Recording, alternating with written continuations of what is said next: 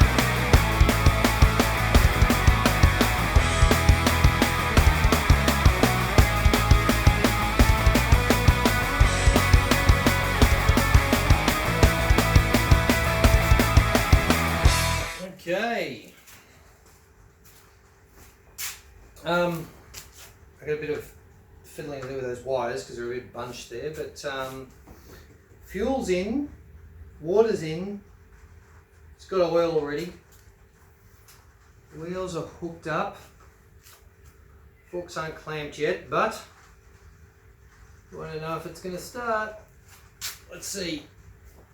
Moment of truth. Well, the ignition turns on.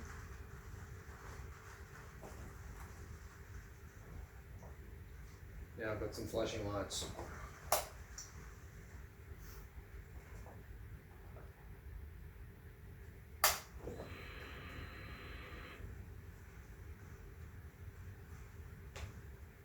Let's see.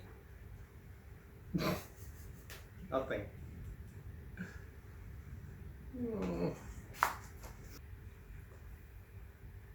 Okay, some investigating to do. Alrighty, so I left off with me turning the key and nothing happening. So I've got a red light flashing on the dashboard, and that was the immobilizer. So the ignition barrel is from my original motor, and all the ECU and MCU, everything is from the new motor, everything else from the new motor. So what happened is that the computer says something's wrong, and using the orange key to reprogram the key didn't work because the orange key was from my original computer. So I had to take the bike to KTM. Took it to Bolton's in Kyneton, and they plugged it in, retyped in the VIN number into the CPU, and reset everything, and turned it on, and boom, fired up. So it's now running. So let's prove this. Everything looks normal, and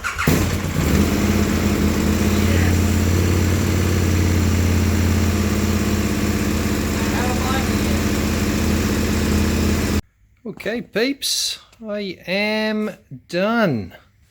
Last thing I'm gonna do is add these little bits that Philip gave me. I've greased this one up. This is a little cap on here. Bonk.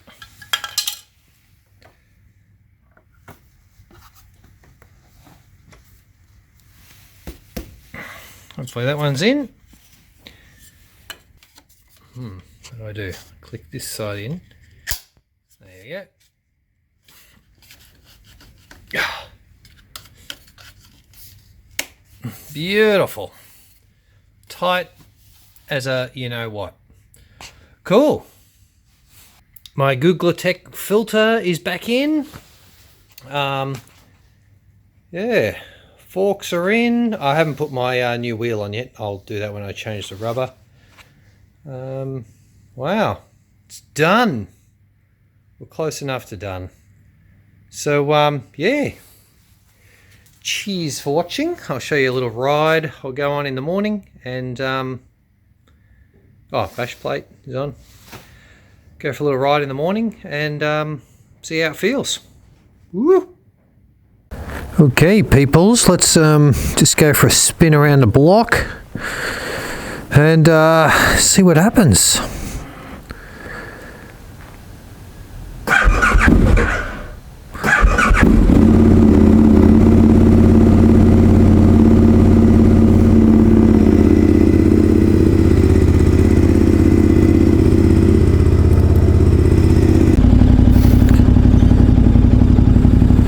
Okay, just pump the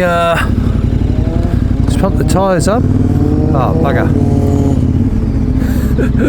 Should have left a few seconds earlier. Oh, I can still make it.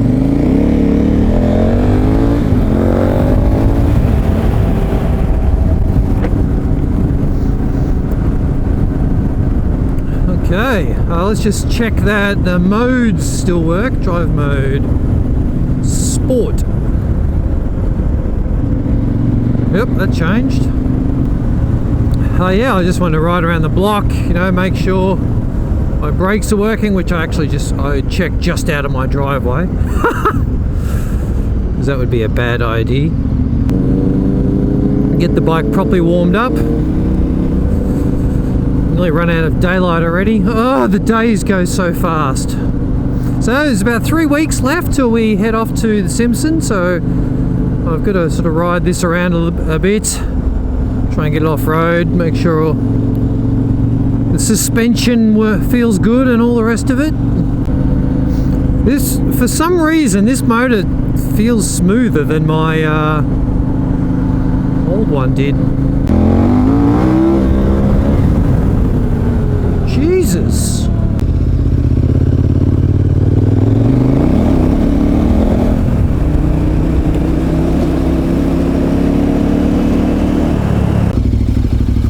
So yeah, effectively now, I've got a 2015 model bike, you know, with 9,500 Ks on it. The motor and all the software, the suspension is from a 2015.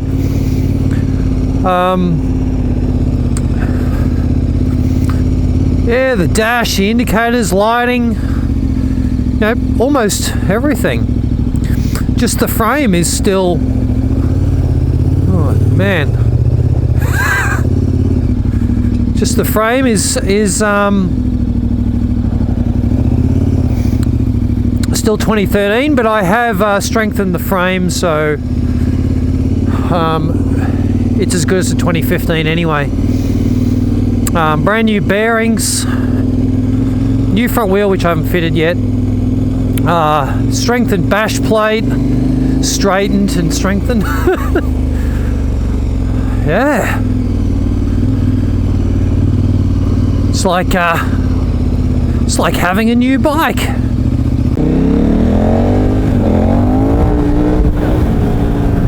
Jeepers. Feels like it does wheelies a bit easier. Yeah, I'm really happy with my motor swap so far. Everything sort of pretty much went to plan. I got quite a few maintenance items done.